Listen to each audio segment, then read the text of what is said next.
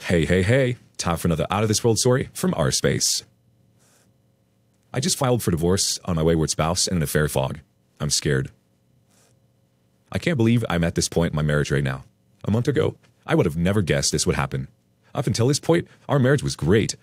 Never left each other's sides, great sex, dates every weekend, and always had each other's backs no matter what. I have done everything in my power to make sure she has had a great life. After knowing a man at the gym for about 2 months, my wife started an emotional affair with him. Fun fact, I would also like to add that this guy has 3 different gym memberships for different gyms. After confronting her about it, she refused to stop seeing him. She says she's in love with him, and they sent each other flirty texts and nudes. She suddenly says that she hasn't loved me for a while, and that affair partner makes me feel like a woman. However, the love seemed so real up until this guy came into the picture. Ever since seeing this guy, she is like a completely different person. Cold, resentful, and completely not interested in me. After doing the pick-me dance for 2 weeks, I professed my love for her for the final time and ended it with saying, "It's him or me." Her answer was, "I don't know what I want." I stormed out of the house, outed her to my parents and my in-laws, and contacted affair partner's girlfriend. After this, wayward spouse got pissed at me, saying, "I'm a pussy for telling our families." When she found out I told affair partner's girlfriend, she went berserk, started yelling, pushing me, throwing things. She then started saying to me that we are finished and we have no chance. The affair still continues. Wayward wife and affair partner pretend like they stopped seeing each other just to get affair partner's girlfriend to get off his back. If wayward wife and affair partner are so in love, why wouldn't he dump his girlfriend? Since then, I have implemented the 180. I've also found messages of wayward wife and affair partner talking about what their babies might look like. They're going on dates in public, and the affair has gotten physical. I decided enough was enough and filed for divorce. She will be getting blindsided by papers in 10 or so days. She probably would never expect me to do this, but that's a good thing. I need to show her that I'm serious and that I'm not her second choice.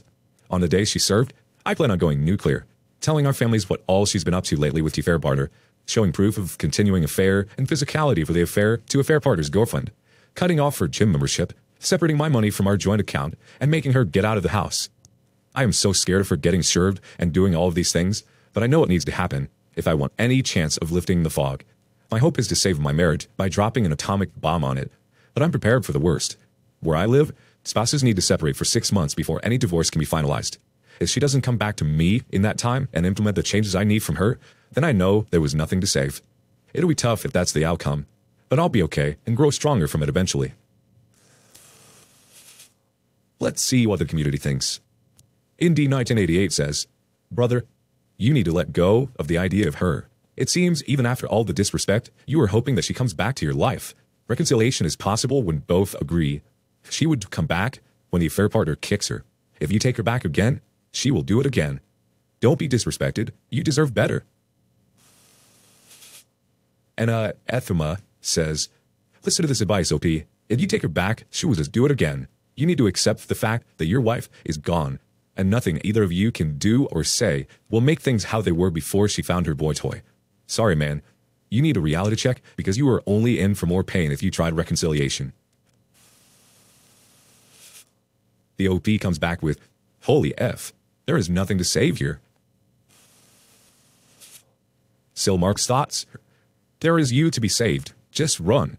In time, you will recover. She's not honest. Let me tell you something simple. You are worth more than her. The way to have better people in your life is by purging bad people. You don't let table scraps and trash at your living room. You clean it. You need to do the same to your life. Clean yourself from toxic people so you have the best people in your life." The fog may have given her courage, but she is not forced by the fog to do nothing she doesn't want. The disrespect is on her and not on the terrible fog that justifies everything.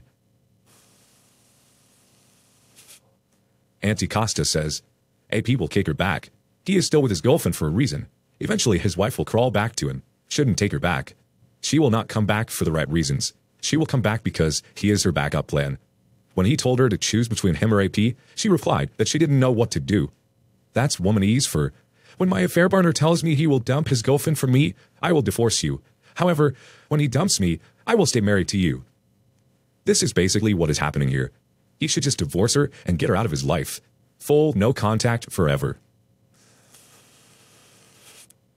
And now for the update. About a month and a half ago when I made this post, I thought I was through playing the pick-me dance, but looking back, I definitely still was. I had this fantasy in my head that having her served would finally wake her up, but that wasn't the case. She was thankful for the divorce. Like I said in my last post, in the state I live in, after the initial filing, the couple must be separated for 6 months before the proceedings begin. I decided not to go completely nuclear, to not ruffle any feathers. Let me tell you, whenever people on this sub say to divorce fall of wayward spouse is an affair followed because you'll get a better deal, listen to them. She let me have our house, our dog, and pretty much anything I wanted to keep. She also agreed to sign a court order saying she can't come after me for spousal support. She moved out today. It was probably the most bittersweet thing I've ever been through.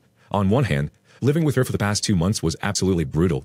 On the other hand, it feels like a huge chapter of my life is coming to a close. I cried pretty hard the moment she walked out, but I know this is absolutely for the best. Her and an affair partner are still talking and sneaking around, and he still has his girlfriend. Wayward wife is naive as hell, and still neck deep in the fog. I'm still shocked by how infidelity changes a person's whole personality. My wife and I were together for 10 years, and she was legitimately my best friend. We had all kinds of plans for our future. Once the affair partner came into the picture, she could barely tolerate me. She absolutely resented me and could not stand to be around me for the past 2 months of living together, and I was way more civil than I should have been. You'd think I was the one who cheated. I'm starting to come to terms with the fact that she may have been a covert narcissist. Back when I made my initial post, I was a broken mess. I could barely eat or sleep, and I spent most of my time lying in bed. I've come such a long way in a month and a half. I feel so much better. I still mourn what once was, what could have been, but it doesn't occupy the majority of my thoughts anymore. Individual counseling has helped greatly. I've been hitting the gym, leaning on family and friends for support, and re-pursuing my hobbies. I've also got a few new hobbies lined up that I'm really excited to try. Since she legally can't come after me for spousal support, I decided that finding a new and higher-paying job would be a good change of pace for me. I have a few interviews lined up that look really promising. Also, a ginormous thanks to everyone who posts in this sub. Your stories and advice have also helped me immensely in my healing. I realize that I've already been through the worst of what will be one of the most traumatic events of my life, and that gives me this strange sense of confidence and fearlessness that I've never felt before. The separation period will be a new start for me. I can take my life in any direction I want to. I feel more empowered than I have in my entire life. I don't know what the next 6 months has in store for me, but I know that I will evolve into the best version of myself during it. For any betrayed spouses out there struggling, it doesn't matter how much they gaslight, blame shift, or rewrite history. I encountered all of this up until the moment she moved out. Cheating is not your fault, and you are enough. Your wayward spouse could have tried to talk about any relationship issues with you, or just ended things like an adult. They chose the most hurtful, immature, and cowardly way out. Wayward spouses are weak people who have serious character flaws. You can make it out of this in one piece, and you can heal in a short amount of time. This may be some of the most generic advice on this sub, but just take it one day at a time and focus on yourself. Like, actually put in the work to focus on yourself. It absolutely works. Durakoog starts off the comments with, "Have you given the affair partner's girlfriend the continuing info about the affair?" The OP responds back, "For now, I've just decided to sit back with a bucket of popcorn and watch the mess unfold. I don't want her to become vindictive once the proceedings start in 6 months. And doing this would definitely make her vindictive. As much as I want to tell affair partner's girlfriend everything, I need to look out for myself." Straight Good Sturdy says, "I don't blame you, but as soon as the paperwork is done, blow up their little lie and watch the crap hit the fan. Oh, and watch out for her come crawling back once the thrill of the affair is gone, talking about how she made a huge mistake, and it's you who she realizes she wants to be with. Stay strong and tell her that she made her bed, now sleep in it." Still a Born So keeps the comments going with, "A simple anonymous Dear Jane letter letting her know that she needs to get STD tested. Because of 2 side women, paperwork's already signed by her, so just ask your lawyer if it is binding. It should be." The 2 women comment will help extra pop her fog bubble.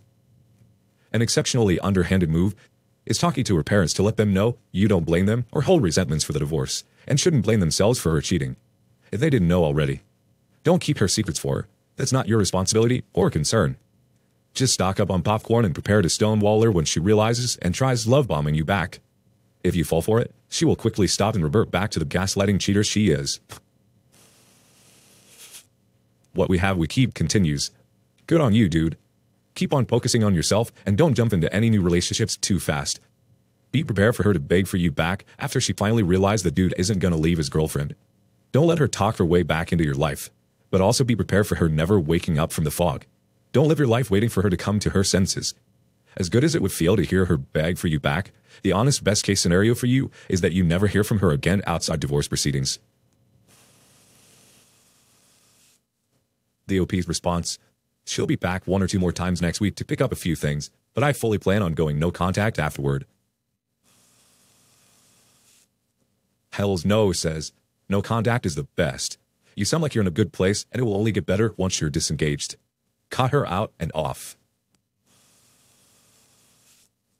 And our last comment comes from Nick7070. No contact is the only solution for a cheating spouse, nothing less. Never pick up trash that belongs in a street. Go live your life and be happy, and when she comes crawling back to you, ignore her and act like she's a nobody and a stranger. You don't need trash in your life.